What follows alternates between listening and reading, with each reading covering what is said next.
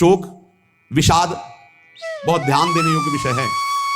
सभी लोगों को ऐसा लगता है कि ऐसा कैसे हो सकता है, भक्त के चरित्रों को जब सुनते तो लगता है ऐसा कैसे हो सकता है, ऐसी परिस्थिति में भी ऐसा कैसे हो सकता है, क्योंकि तुम मानसिक बुद्धि से युक्त हो और वो भागवतिक स्थिति से युक्त है, इसलिए तुम उसको पार पा ही नहीं सकते। जब तुम अपना जीवन श्यामा श्याम के चरणों में समर्पित कर देते हो हृदय से, फिर उनकी कृपा से सब विघ्न दूर हो जाते, एक अपार मस्ती रहती है। नहीं तो शोक, विषाद, दुख, क्लेश, कष्ट, संताप, भय, उद्वेग ये सदैव सताते रहते हैं।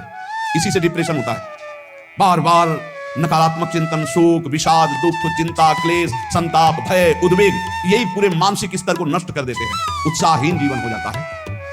जब तुम श्यामा श्याम को समर्पित हो जाते हो तो ये सब प्रवेश भी नहीं करते, एक अपार मस्ती बनी रहती है। अब क्या होगा, श्यामा श्याम जो करेंगे वही होगा।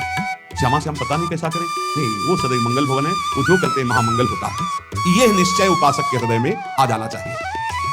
इसलिए अपना सारा मन, सारी बुद्धि, सारा जीवन, प्रत्येक श्वास प्रभु को अर्पण कर दो, फिर देखो तुम निहाल हो जाओगे। दुख, शोक, विषाद, क्लेश, कष्ट, संताप, भय, उद्वेग ये उसी को व्यापते हैं जिसने अपने जीवन को प्रभु के चरणों में अर्पित नहीं किया। इसलिए तुम अपना सारा मन, सारी बुद्धि, सारा जीवन, प्रत्येक श्वास केवल प्रभु को अर्पित कर दो, फिर देख लेना। श्वास कैसे अर्पित की जाती है, राधा राधा राधा।